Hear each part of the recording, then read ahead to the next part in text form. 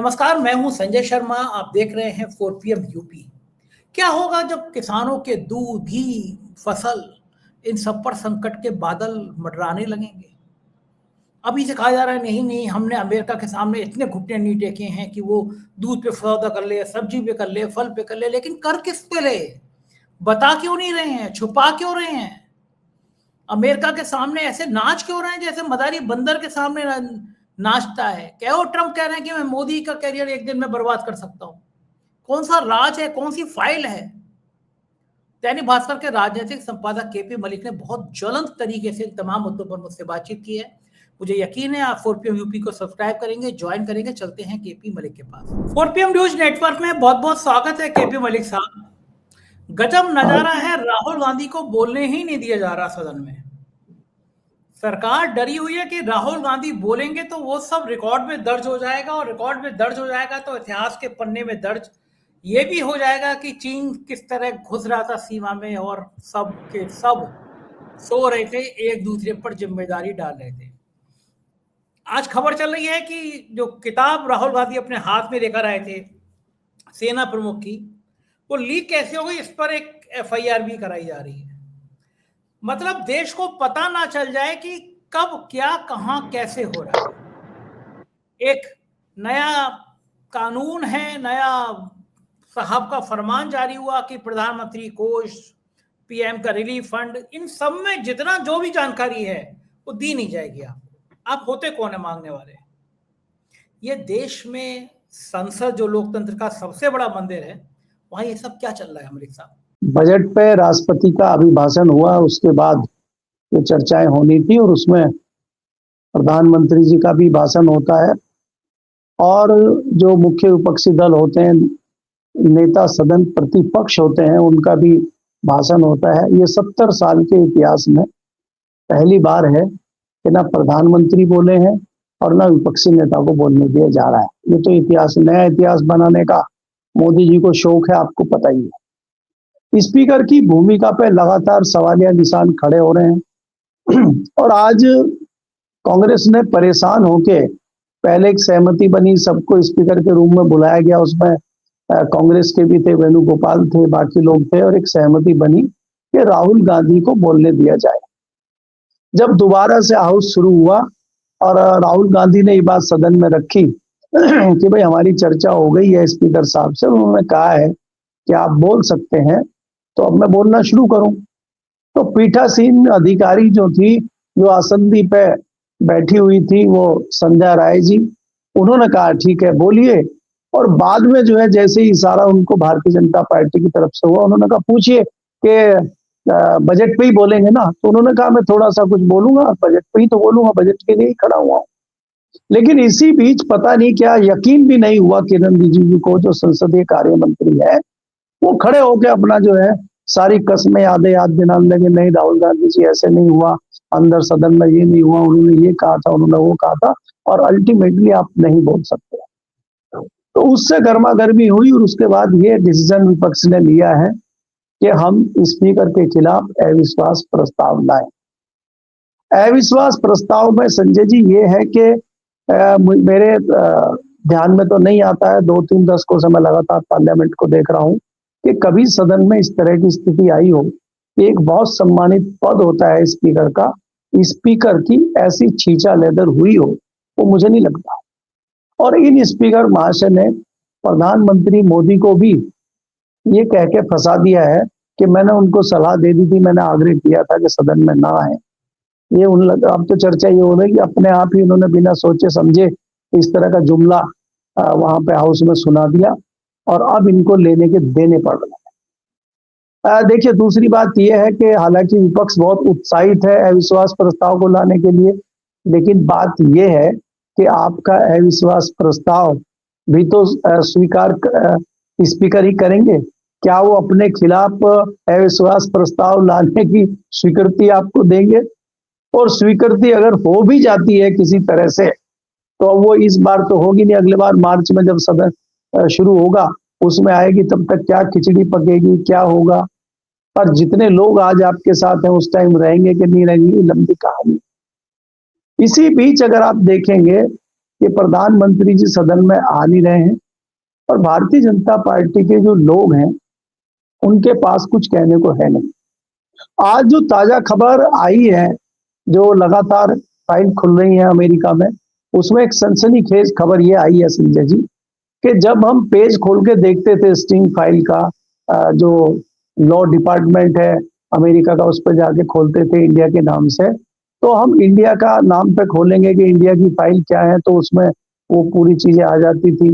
किसी व्यक्ति के बारे में जानना चाहते हैं, उसका ईमेल डालेंगे, नाम डालेंगे या फोटो डालेंगे तो पेज खुलते थे। चर्चा ये चल रही है इंडिया में कि 484 पेज खुलते थे 6 फरवरी तक, और 6 फरवरी के बाद अगर हम आज खोल के देखते हैं तो उसमें से 6 पेज गायब हैं। वो 6 पेज क्यों हटा दिए गए? ऐसा क्या हुआ? वो 6 पेज कहां से हटाए गए? इंडिया में बैठा हुआ तो कोई व्यक्ति हटा नहीं सकता, और अमेरिका का भी कोई नहीं हटा सकता जब तक ट्रंप या उनकी सरकार नहीं चाहेगी। तो क्या किसी साजिश के तहत वो पेज हटाए गए हैं, या किसी के आग्रह करने पे वो पेज हटाए गए हैं, या उसके पीछे को लेन देन हुआ है इसलिए हटाए गए हैं? क्योंकि माना यह भी जा रहा है, शंका ये भी हो रही है कि जो हाल फिलहाल डील हुई है उसी दौरान हुई और उसी दौरान पेज हटाए गए। तो इस तरफ भी लोगों की थोड़ी शंकाएं हैं, क्योंकि यहां तो बोलने को कोई तैयार है नहीं। अगर आप वाणिज्य मंत्री से पूछते हो तो वो कहते हैं विदेश मंत्री से पूछ लो, और विदेश मंत्री जी से पूछो तो वो कहते हैं वाणिज्य मंत्री से पूछ लो। फुटबॉल की तरह इधर से उछल उधर से उधर कर रहे हैं, और प्रधानमंत्री जी कुछ बोल ही नहीं रहे, और बाकी अगर कुछ कोई बोले भी उसको कुछ पता ही नहीं है। संघ चालक बोल रहे हैं, वो बता रहे हैं कि जो है हो सकता है कि मैं बहुत जल्दी अपना पद त्याग दूं। अब उनको ये लग रहा है कि मोदी जी उनको हटाने जा रहे हैं और उन्होंने अपने घुटने टेक दिए। बोलने को सिर्फ जो है आज की डेट में संघ प्रमुख बोल रहे हैं, उनके अलावा कोई नहीं बोल रहा। क्योंकि आपको पता है कि बहुत सम्मेलन चल रहे हैं आरएसएस के, और मुंबई में जो सम्मेलन हुआ है वहां पे आपने देखा कि कई मनोरंजन जगत की हस्तियां भी वहां पे आई, जिनका दुर्विरोध भारतीय जनता पार्टी और संघ करता रहा है। ऐसे लोग भी उस प्रोग्राम में देखे गए। तो भारत में जिस प्रकार की चीजें चल रही हैं अभी बहुत उथल पुथल है। अब इसके बीच में क्या होगा, तस्वीर किस तरफ जाएगी, दिल्ली में क्या होगा, संसद कब तक चलेगी, राहुल गांधी कल बोल पाएंगे नहीं बोल पाएंगे, ये सारा अभी भविष्य के गर्भ में छिपा हुआ है। होगा क्या ये किसी को नहीं पता संजय जी। ये बात तो ठीक है, लेकिन मोहन भागवत को लगा कि बहुत दिनों से किरकिरी हो रही है कि दबा लिया मोहन, हमको दबा लिया, ठीक नहीं किया, इस तरह की चीजें सोशल मीडिया पे चल रही हैं। तो मोहन भागवत ने बयान दिया कि अच्छे दिन तो आरएसएस की वजह से आए हैं, अगर आरएसएस नहीं होता तो अच्छे दिन नहीं आते। अचानक मोहन भागवत के अंदर ये जो क्रांति जगी है कि अच्छे दिन आरएसएस की वजह से आए हैं, इसके पीछे क्या कारण है? ये चेतना अचानक मोहन भागवत के अंदर से कैसे जागृत हो गई? नहीं संजय जी, अगर आपने देखा हो जो उनका कई दिन से वहां प्रोग्राम चल रहा था, तो उसमें किसी ने सवाल पूछा था कि भारतीय जनता पार्टी की केंद्र में सरकार है लंबे समय से, और भारत के अधिकतर राज्यों में भी भारतीय जनता पार्टी की सरकार है, और सरकार तो इसलिए आई है कि अच्छे दिन आ गए हैं, और भारतीय जनता पार्टी की सरकार के वजह से संघ के भी अच्छे दिन आ गए हैं, ये सवाल था। लेकिन मोहन भागवत जी ने उसको पलटते हुए कहा कि जो भारत में अच्छे दिन आए हैं सब लोगों के, वो भाजपा की वजह से नहीं, हमारी वजह से आए। वो अपना श्रेय लेना चाह रहे हैं, वो अपने पाले में बॉल को डालना चाहते हैं। उनका कहना यह है कि हम भाजपा से नहीं, भाजपा हमसे है। वो बार बार ये कहना चाहते हैं, क्योंकि देखिए संजय जी, इसमें कोई दो राय नहीं है कि गुजरात लॉबी या यूं कहें भारतीय जनता पार्टी का जो शीर्ष नेतृत्व है और संघ प्रमुख के बीच में तलवारें खिंची हुई हैं। ये किसी से छुपा हुआ नहीं है, वो चीजें बाहर आ गई हैं। और संघ हावी था भारतीय जनता पार्टी के ऊपर 2024 के लोकसभा चुनाव के परिणाम के बाद, लेकिन वो लगातार हावी नहीं रह पाया। गुजरात लॉबी या यूं कहे भारतीय जनता पार्टी का शीर्ष नेतृत्व ने पहले टाइम लिया कि हम महाराष्ट्र का चुनाव करा लेते हैं, उसके बाद हरियाणा का चुनाव करा लेते हैं, दिल्ली का चुनाव और बिहार का चुनाव। लगातार 4 चुनाव जीतने के बाद उनके हौसले बुलंद हो गए और भारतीय जनता पार्टी का जो तथाकथित शीर्ष नेतृत्व है, उन्होंने संघ को दबाने का काम कर लिया और अब संघ बहुत ज्यादा बोल नहीं रहा है, सिर्फ छटपटा रहा है। तो मुझे लगता है कि कहीं ना कहीं आभास मोहन भागवत जी को हो चला है कि ये उनकी अंतिम विदा है, क्योंकि उनको भी पता है कि जो फॉर्मूला उन्होंने बनाया था 75 का, वो भी उस दायरे में आ चुके हैं। वो लगातार कहते हैं कि संघ का प्रमुख कौन होगा, इसमें कोई जातिवाद नहीं होता है, इसमें कोई धर्मवाद नहीं होता है, इसमें ये नहीं होता है, और ये सबको पता है कि उसमें क्या होता है। उसमें ब्राह्मण ही प्रमुख बनता है और ब्राह्मण में भी जो है चित पावन ब्राह्मण, जो उच्च कोटि के ब्राह्मण होते हैं, वही बनते हैं। गाए बगाए किसी तरह से एक बार शायद वो ब्राह्मण समाज से नहीं थे, रज्जू भैया बन गए थे। उसके अलावा मुझे याद नहीं आता कि संघ प्रमुख कोई किसी दूसरी जाति का या किसी दूसरे वर्ण का व्यक्ति बना हो। तो अब मोहन भागवत जी को लगता है कि नया व्यक्ति अगर वो हटते हैं, उनको हटा के अगर नरेंद्र मोदी जी अपनी पसंद के किसी व्यक्ति को संघ प्रमुख बनाते हैं तो संघ भी उन्हीं के कब्जे में आ जाएगा। इससे कहीं ना कहीं ये घबराहट मोहन भागवत जी को लग रही है और उसका नतीजा हम उत्तर प्रदेश में भी देख रहे हैं कि योगी जी की पीठ पर मोहन भागवत जी का हाथ था, इसलिए वो सरपट दौड़ रहे थे। आजकल उनकी भी थोड़ी सी स्पीड कम हो गई है और वो जोश और जज्बा दिखाई नहीं दे रहा है। तो ये जताता है कि कहीं न कहीं मोहन भागवत कमजोर पड़ते हुए नजर आ रहे हैं। और इसी में तीसरी चीज और अंत में जोड़ दूं संजय जी, कि जो लगातार मोहन भागवत जी और आरएसएस की तरफ से संजय जोशी का नाम चल रहा था, वो भी अब ठंडे बस्ते में चला गया है। संजय जोशी जी का भी आजकल कुछ अता पता नहीं है। तो ये सारी चीजें जताती हैं कि संघ प्रमुख, जो आज के संघ प्रमुख है, वो बहुत कमजोर स्थिति में मुझे दिखाई देते हैं और इनको राजनीतिक शब्दों में ये कह सकते हैं कि मोहन भागवत जी ने घुटने टेक दिए हैं प्रधानमंत्री मोदी के सामने। जी मलिक साहब, ये जो कहना है संघ प्रमुख का कि अच्छे दिन संघ की वजह से आए हैं, मतलब हमारी वजह से अच्छे दिन आए हैं, तो ये माना जाए कि जिस तरह भारत के प्रधानमंत्री अमेरिका के सामने घुटने टेक रहे हैं, 500 अरब डॉलर का व्यापार हमारे यहाँ खाने के पैसे नहीं है, 80 करोड़ देश की आबादी को 2 वक्त का अनाज दिया जा रहा है, तो उसकी जिंदगी चल रही है। कोई शर्तें नहीं बता रहा कि कौन कौन सी शर्तें हमने अमेरिका के साथ कर ली। तो भारत और पाकिस्तान का युद्ध हुआ तो पूरे दुनिया के बड़े बड़े देश पाकिस्तान के साथ खड़े थे। अमेरिका भी पाकिस्तान को मदद कर रहा था, चीन तो खुले तौर पे कर रहा था। केवल एक देश था रूस, जो कहीं ना कहीं थोड़ा बहुत हमारी तरफ झुका हुआ नजर आ रहा था। अमेरिका ने पता नहीं कौन सी नस दबाई कि हमने अमेरिका के कहने पे रूस से तेल खरीदना बंद कर दिया। ट्रंप का एक बयान वायरल हो रहा है जो दिल दहला रहा है भारतीयों का। ट्रंप कह रहे हैं कि मैं चाहूं तो मोदी जी का कैरियर एक दिन में खत्म कर सकता हूं, पर मैं ऐसा कर नहीं रहा हूं। इस बयान का मतलब क्या है? लोग फाइलों से तरह तरह की कहानियां जोड़कर चल रहे हैं, देख रहे हैं, लेकिन मैं अपने देश के प्रधानमंत्री के लिए एक शब्द भी खराब नहीं सोचना चाहता, कहना नहीं चाहता, लेकिन ये भी जानना चाहता हूं, ये बयान ट्रंप का कहना कि मैं चाहूं तो एक दिन में मोदी का कैरियर खत्म कर दूं, ऐसी कौन सी बात होगी? सब बातें तो मान रहे हैं। ट्रंप ने कहा कि युद्ध खत्म कर दो पाकिस्तान के साथ, जितने दिनों के नारे थे, हम पीओ को लेके आएंगे, पाक अधिकृत कश्मीर हमारा है, हमेशा कहते हम जान दे देंगे, जो बड़े बड़े डायलॉग थे वो सारे भूल गए, तुरंत युद्ध रोक दिया। उन्होंने कहा रूस से तेल मत खरीदो, हमें तुरंत रोक दिया। अब कितना झुकाएंगे मोदी जी को? मोदी जी ने कम से कम, ट्रंप इतना याद नहीं रख रहे कि मोदी जी ने सारे नैतिकता को ताक पे रखकर अमेरिका में जाकर नारा दिया था, अब की बात ट्रंप सरकार। एक हमारे बड़ी कहावत गंदी कही जाती है ना, आदमी की आंख में सुअर का वाल होता है, तो ट्रंप तो ऐसे ही कर रहे हैं, कोई नाता रिश्ता प्यार मोहब्बत है ही नहीं। मोदी जी ने सबको दांव पे लगाया और वो कह रहे हैं कि मोदी का कैरियर एक दिन में खत्म कर सकता हूँ। फिर लोग तरह तरह की बातें सोच रहे हैं, मैं उन बातों में बिल्कुल नहीं जाना चाहता, खराब बात भी है, मैं क्यों जाऊं, लेकिन सोशल मीडिया पर आप रोक नहीं सकते, तरह तरह की कहानियां चल रही हैं। लेकिन लोग ये तो जानना चाह रहे हैं क्या राज ऐसा होगा कि जो अमेरिका चाह रहा है। एक इंदिरा गांधी थी, अमेरिका ने धमकाना चाहा, पलट के इंदिरा गांधी ने वो जवाब दिया कि तुम 7वां नहीं 10वां बेड़ा भी भेज दो, और पाकिस्तान के 2 टुकड़े कर दिए, कभी अमेरिका से नहीं डरी।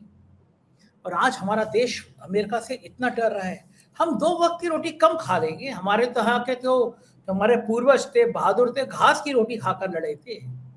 हम अमेरिका के आगे क्यों झुक रहे हैं? क्या मतलब है इसका कहना कि एक दिन में कैरियर खत्म कर दूंगा? आप तो बहुत सीनियर आदमी है, दिल्ली में बड़ा आपके राजनीतिक गलियारों में उठना बैठना है, इस लाइन का मतलब क्या है, क्यों कही होगी ये बात मलिक साहब ने? देखिए संजय जी, अगर आप देखें, अगर कहीं धुआं है तो आग होगी। आग ऐसे ही नहीं है, कुछ न कुछ है तो जरूर।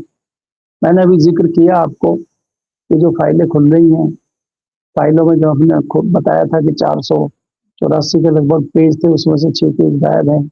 ये सारी तस्वीरें, चीजें धीरे धीरे खुल रही हैं। ट्रंप साहब लगातार कह रहे हैं कि उन्होंने पाकिस्तान और हिंदुस्तान का जो युद्ध था, जो हमने सिंदूर ऑपरेशन सिंदूर चलाया था, तो लगभग 80 बार कह चुके हैं मैंने रुकवाया है, और एक बार भी हमारे प्रधानमंत्री मोदी जी ने उसका जवाब नहीं दिया। ये पुरानी बात हो गई। अब अगर आप ताजा बात करते हैं, इतिहास में पहली बार है ये, हम लोग खुद आश्चर्यचकित हैं कि इतना बड़ा समझौता हमारा अमेरिका के साथ हुआ है और हमें जानकारी नहीं। हाउस में सरकार बोलने को राजी नहीं। जो प्रधानमंत्री किसानों को 6,000 रुपया देने के लिए, जो प्रधानमंत्री 6,000 तो पूरे साल में मिलता है, एक बार में 2,000 रुपया देने के लिए खुद आगे आते हैं, खुद उसका ढिंढोरा पीटते हैं। जो किसानों को खैरात दी जाती है, जो राशन दिया जाता है, उसका खुद ढिंढोरा पीटते हैं। जब दिल्ली में दिल्ली देहरादून एक्सप्रेस वे का एक टुकड़ा खोला जाता है 6 किलोमीटर का, उसका उद्घाटन करने के लिए खुद गाड़ियां लेकर निकल जाते हैं। वो प्रधानमंत्री इतनी बड़ी डील पे मुंह नहीं खोलते। और उसके बाद जब नीचे हम बात करते हैं किसी अपने वाणिज्य मंत्री से, विदेश मंत्री से, तो वो कहते हैं हमें पता ही नहीं। तो दुर्भाग्य देश का देखिए कि ये देश के साथ क्या हो रहा है। और एक जो बेलगाम राष्ट्रपति है अमेरिका का, जो पावर के नशे में, सत्ता के नशे में चूर है, वो भारत पे अपना अहंकार किस प्रकार से दिखा रहा है। ऐसा क्या हम इतने क्यों दबे हुए हैं? ये भारत का जो नागरिक है उसका अधिकार है जानने के लिए कि ऐसी हमारी क्या मजबूरी है। आज हम यहाँ पे विपक्ष, सत्ता और विरोधी तब है जब कोई देश के अंदर की बात हो, जब राष्ट्र की बात आती है, जब विदेश की बात आती है, जब किसी युद्ध की बात आती है, जब चाइना की बात आती है, पाकिस्तान की बात आती है, अमेरिका की बात आती है, तो हम सब एक हैं। हम 140 करोड़ लोग हैं और हमारे नेता जो भी हो प्रधानमंत्री हैं। तो प्रधानमंत्री की इतनी बेइज्जती कोई देश करे, इतना उनका अपमान करे, ये देश कैसे सहेगा? देखिए, अगर आपसे कोई गलती हुई भी है और आप कोई गलती कर रहे हैं तो देश आपके साथ खड़ा है और आपकी वो गलती भुगतने के लिए भी खड़ा है। लेकिन आप देश को बताइए तो सही, आप देश को बताएंगे तो सही, आप देश में डिस्कशन करेंगे तो सही। ऐसा तो है नहीं कि आज से पहले ऐसा नहीं हुआ है। वाजपेयी जी में अगर कहीं इस तरह की चीजें हुई है, वाजपेयी जी के टाइम पे भी बहुत सारी गलतियां हुई हैं। उनको इतना दबाव में आ गए थे कि उनको आतंकवादियों को ले जाके अफगानिस्तान छोड़ के आना पड़ा था, तो किसी ने थू थू वाजपेयी जी पे नहीं किया। कई लोगों का कहना यह था उस समय भी, विरोधियों का, कि हमें एक आतंकवादियों को नहीं छोड़ना चाहिए, हम एक्शन लेंगे भले ही हमारे कुछ लोग मारे जाए। तो उसमें भी विवाद हुआ था, लेकिन उन्होंने किया। तो आपके साथ अगर कोई इस तरह की चीज हो रही है तो देश आपके साथ खड़ा हुआ है, आप एक्शन लीजिए। चाहे चाइना के खिलाफ लेना हो, चाहे अमेरिका के खिलाफ लेना हो। डर के कब तक आप जिएंगे? जितना आप डरेंगे आपको और डराया जाएगा। तो मुझे लगता है कि प्रधानमंत्री जी किसी दबाव में हैं और वो देश की जनता को, देश के नागरिकों को कॉन्फिडेंस में नहीं लेना चाहते हैं। आज देश की जनता ने लोगों को चुनकर सदन में भेजा है। सदन में इस बात की चर्चा होनी चाहिए और सदन में इस बात की भी चर्चा होनी चाहिए कि ये जो समझौते हुए हैं ये किस दबाव में हुए हैं। संजय जी, आपको ये देखना होगा कि लंबे समय से अमेरिका की कोशिश है कि वो हमारे कृषि क्षेत्र में एंटर करे, वो हमारे डेयरी उद्योग में एंटर करे, क्योंकि वहां पे स्थिति बहुत खराब है किसानों की। सरकार को मोटी सब्सिडी देनी पड़ती है। संजय जी, वहां पे एक किसान को लगभग साल में 80 लाख रुपया दिया जाता है सब्सिडी का, और हमारे यहाँ 6,000 की खैरात देते हैं और थोड़ा सा मिला लें तो 12-13 हजार की खैरात आप साल भर में किसान को देते हैं सब्सिडी के नाम पे। तो हमारा किसान उनसे कैसे मुकाबला कर पाएगा? जब थोड़ा किसानों ने, बाकी लोगों ने, विपक्ष ने हो हल्ला किया कि आप अगर कृषि क्षेत्र उनके लिए खोल देंगे तो यहाँ क्या होगा हाल लोगों का, तो उसमें इन्होंने कहा नहीं नहीं, मक्का नहीं आएगी, सोयाबीन नहीं आएगा। मक्का नहीं आएगी तो उसको प्रोसेस करके चारे के रूप में ले आएंगे, मुर्गियों का चारा, पशुओं का चारा। आप सब मक्का नहीं ला रहे, चारे के नाम पे आप मक्का ला रहे। सोयाबीन आप नहीं लाएंगे, सोयाबीन का तेल ले आएंगे आप, तो उसका आप जो है चेंज करके उसको ले आएंगे और लोगों को मूर्ख बनाते रहेंगे, ना हम मक्का ला रहे ना सोयाबीन ला रहे, आप प्रोडक्ट को चेंज करके ले आएंगे। तो ये सरकार जो कर रही है, किस दबाव में कर रही है, ये दुर्भाग्यपूर्ण है। और संजय जी, पिछले 50 साल से 70 साल से अमेरिका की ये कोशिश है कि अगर कृषि क्षेत्र का बाजार, भारत बहुत बड़ा बाजार है अमेरिका के लिए एग्रीकल्चर में, और अगर एक बार उसकी एंट्री हो गई तो यहाँ का किसान तबाह हो जाएगा और यहाँ त्राहिमाम हो जाएगा। जो ब्रेड आप 30, 35, 40 रुपए की लेते हैं, वो बहुत जल्दी आपको 400 रुपए की मिलेगी, ये मैं आपसे दावा कर सकता हूँ। क्योंकि आप ये देखिए कि पाम ऑयल जो मंगाना शुरू किया था हमारे अडानी भैया ने 2008-2009 में पाम ऑयल धीरे धीरे शुरू किया था, और ये कोरोना के टाइम पे 2 साल पाम ऑयल नहीं आया तो यहाँ पे सरसों के तेल की खपत बढ़ गई थी और किसानों की सरसों अच्छे रेट पर बिकी थी। अगले साल रकबा बढ़ा दिया किसानों ने इसका सरसों का, और जैसे ही कोरोना खत्म हुआ और धड़ाधड़ वहां से जो है वो पाम ऑयल आना शुरू हो गया, सरसों के रेट धड़ाम हो गए और वो सारे किसान बर्बाद हो गए सरसों वाले।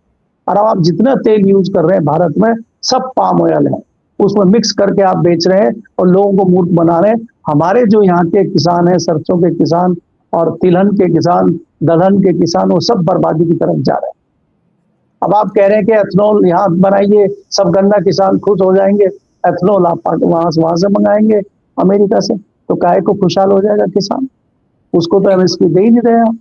जी बिल्कुल ठीक कह रहे हैं मलिक साहब, इन सब बातों की किसी को कोई चिंता बची नहीं है। बहुत बहुत शुक्रिया, आपने मुझे समय दिया, बातचीत की, धन्यवाद। ये देखिए अभी मलिक जी, पूरी बातचीत आपने सुनी, कैसी लगी बातचीत बताइएगा जरूर। शुक्रिया, थैंक यू।